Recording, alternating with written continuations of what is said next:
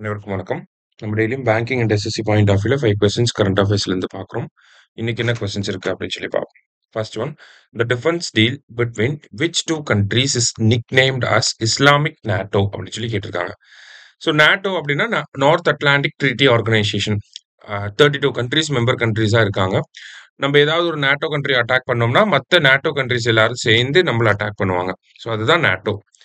So அதே மாதிரி Islamic NATO அப்படின்னு சொல்லி எதை சொல்றாங்க அப்படின்னா, சவுதி அரேபியாவுக்கும் பாகிஸ்தானுக்கும் போட்டிருக்கக்கூடிய அந்த மியூச்சுவல் டிஃபென்ஸ் அக்ரிமெண்ட் சொல்றாங்க. பிகாஸ் சவுதி அரேபியா மேல அட்டாக் பண்ணா பாகிஸ்தான் வந்து நமக்கு அட்டாக் பண்ணுவாங்க. யாராவது பாகிஸ்தான் அட்டாக் பண்ணா சவுதி அரேபியா வந்து அட்டாக் பண்ணுவாங்க. சரியா? ஸோ அதுதான் இந்த இஸ்லாமிக் நாட்டோ அப்படின்னு சொல்லி சொல்றாங்க. அடுத்தது, which of the following country is associated with polar silk route அப்படின்னு சொல்லி கேட்டிருக்காங்க.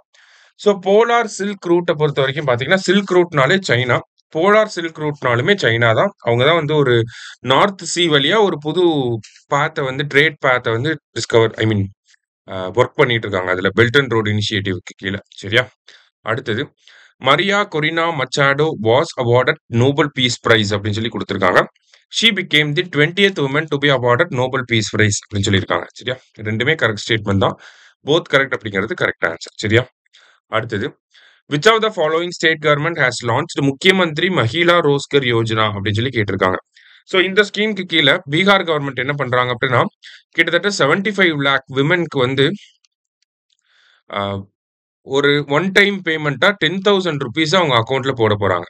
சரியா? எதுக்காக அப்படின்னா செல்ஃப் எம்ப்ளாய்மெண்ட்டை வந்து ஜெனரேட் பண்ணணும் அப்படிங்கிறதுக்காக, செல்ஃப் எம்ப்ளாய்மெண்ட்டை ஜெனரேட் பண்ணணும் அப்படிங்கிறதுக்காக இந்த ஒரு விஷயத்த வந்து பண்ண போறாங்க. சரியா?